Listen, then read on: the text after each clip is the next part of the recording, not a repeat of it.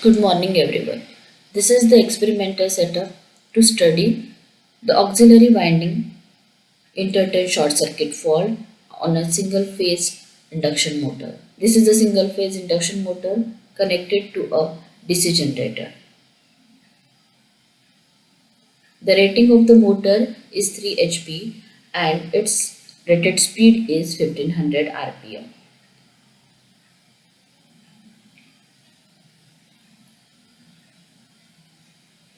The motor is capacitor start capacitor run motor. So the two capacitors are shown here which are connected in parallel, and these two are connected in series with the auxiliary winding. This is the centrifugal switch provided for the starting purpose. The supply to the motor is given through a single phase thermostat.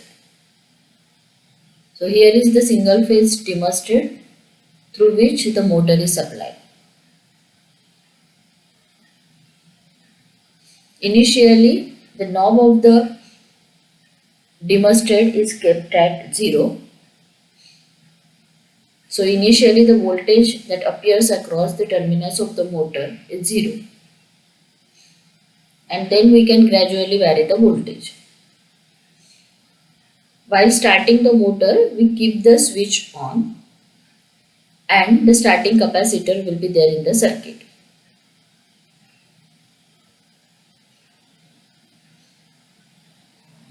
This is the box indicating the tapping arrangements to create the fault on a motor. Here we are going to study the auxiliary winding intertun short circuit faults, and the three terminals are taken out on the auxiliary winding, and these terminals are B0, B1 and B2. B0 and B1 has 5% of turn shorted, then B1, B2 has 10%.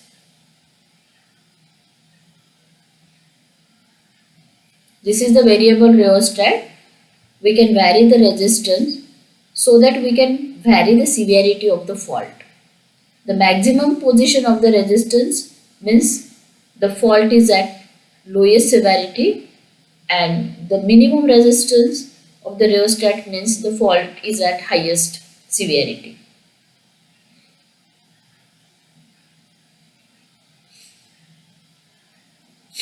This is the mixed domain oscilloscope, and these are the sensors. Two current sensors and one voltage sensor is used. Voltage sensor measures the voltage applied across the motor terminals, and the current sensors measure the current in the main winding and the auxiliary winding. Now we will start the motor. So initially the knob is at 0 position, you can see. Now we are going to switch on the supply to the motor, and the voltage can be varied gradually by using a single phase thermostat. Keeping the switch on. Keeping the centrifugal switch on. Now motor started, and we will gradually vary the voltage until it reaches the rated speed. With the centrifugal switch on.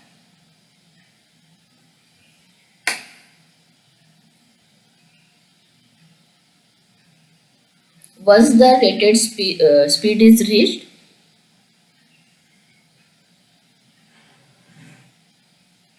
we will switch off the that switch, centrifugal switch.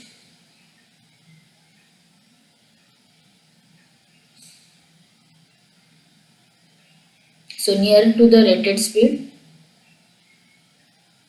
the starting capacitor is now removed from the circuit, and the running capacitor is in series with the auxiliary winding.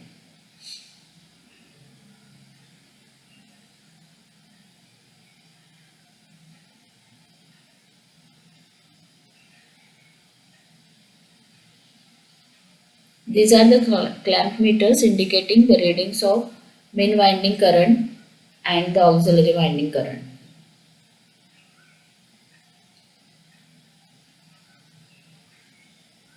On the oscilloscope, we can see the values of voltage and the current through the auxiliary winding and main winding. So the applied voltage is 156.3 volts. Current through the main winding is 2.4. So the three waveforms of the voltage applied and the current are shown on the oscilloscope. Now this is, as we are going to study the effect of auxiliary winding fault, we are taking the loci of voltage applied with the current through the auxiliary winding.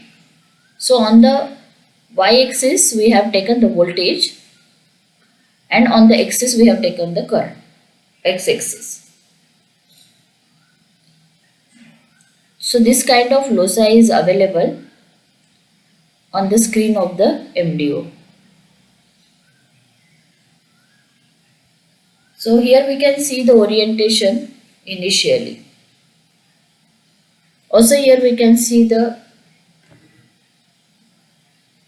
readings of the voltage and the current.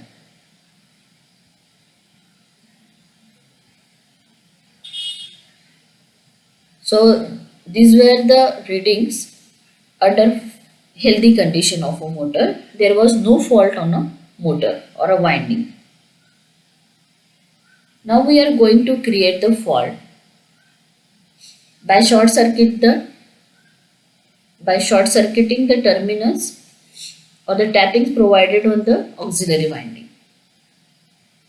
So here we have connected the rheostat across the terminus B0, B1 and B2 say.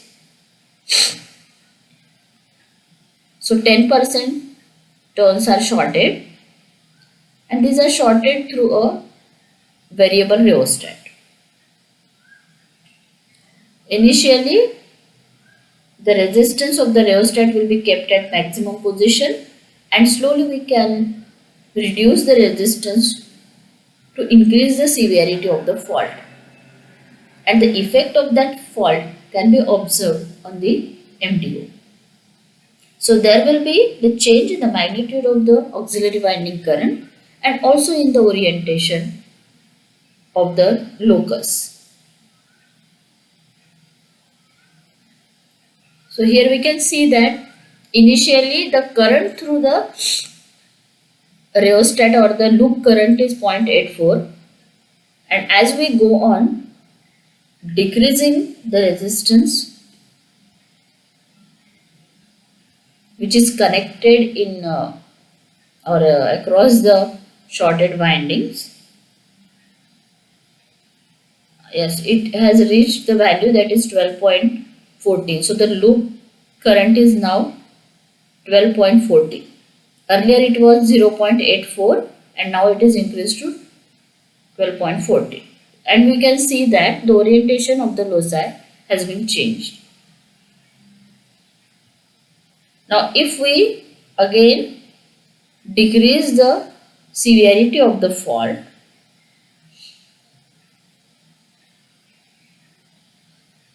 the loci will resume its original position.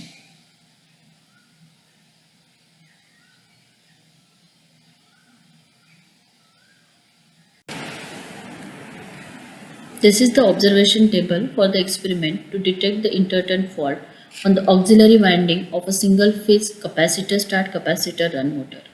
The readings of the applied voltage and the auxiliary winding current are taken for the no fault and faulty condition from the oscilloscope. The 5%, 10% and 15% auxiliary turns are shorted and the winding current is compared with the healthy winding current. The locus of the applied voltage Vs and the auxiliary winding current Ia is observed on the oscilloscope, which illustrates the increase in the area of the locus or ellipse and the change in the orientation of the ellipse due to increase in magnitude of auxiliary winding current and change in its phase angle.